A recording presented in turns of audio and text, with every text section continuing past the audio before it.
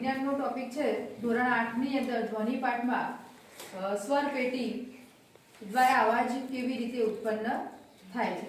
અહીંયા આપણે એક સ્વર પેટીની શું બનાવેલી દોરેલી છે આકૃતિ। આ આકૃતિની અંદર તમે જોઈ શકો કે અહીંયા આપણે બે શું બતાવેલા છે સ્વર તંતુઓ બતાવેલા છે। હવે આપણે જોઈએ કે આપણા શરીરની અંદર સ્વર પેટી ક્યાં આવેલી છે તો તમે ધોરણ 8 ની અંદર કિશોરાવસ્થાવાળા પાઠની અંદર સ્વર પેટી વિશે આપણે શીખેલા છે કે ગળાના ભાગમાં ઉપસેલી શું જોવા મળે છે રચના જોવા મળે છે। આ જે રચના ઉપસેલી જોવા મળે એને આપણે શું કહીએ છીએ સ્વર પેટી। તો મનુષ્યમાં જે સ્વર પેટીની અંદરથી શું ઉત્પન્ન થાય છે ધ્વનિ ઉત્પન્ન થાય છે।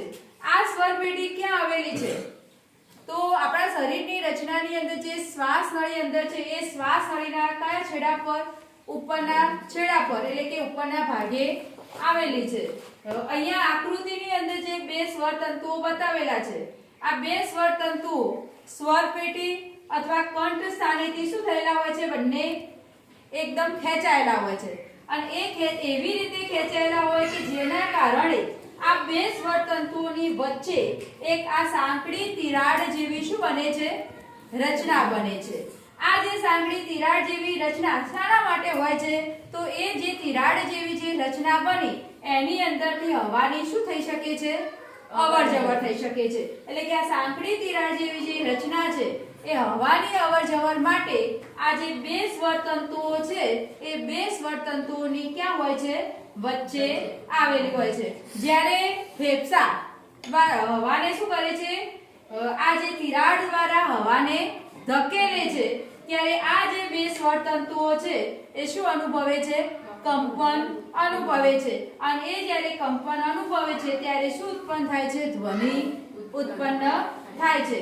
સ્વર તંતુ સાથે જે સ્નાયુઓ જોડાયેલા હોય છે એ સ્નાયુઓ શું કામ કરે તો સ્વર તંતુ સાથે જોડાયેલા જે સ્નાયુઓ છે એ જે તંતુઓ હતા જે બે તંતુઓને ચુસ્ત કે ઢીલા રાખવામાં શું કરે છે મદદ કરે છે। જ્યારે આ સ્વર તંતુઓ ચુસ્ત અને પાતળા હોય ત્યારે જાડા અને ઢીલા હોય ત્યારે અવાજનો પ્રકાર અને ગુણવત્તા કેવી હોય છે અલગ અલગ હોય છે બરાબર। તો અહીંયા આપણે જોઈએ કે જે ધ્વનિ ઉત્પન્ન કરવા માટે મહત્વનો ભાગ સ્વર પેટીમાં કોણ ભજવે છે તો સ્વર તંતુઓ। આ સ્વર તંતુઓ કંપિત થાય ત્યારે શું ઉત્પન્ન થાય છે ધ્વનિ ઉત્પન્ન થાય છે।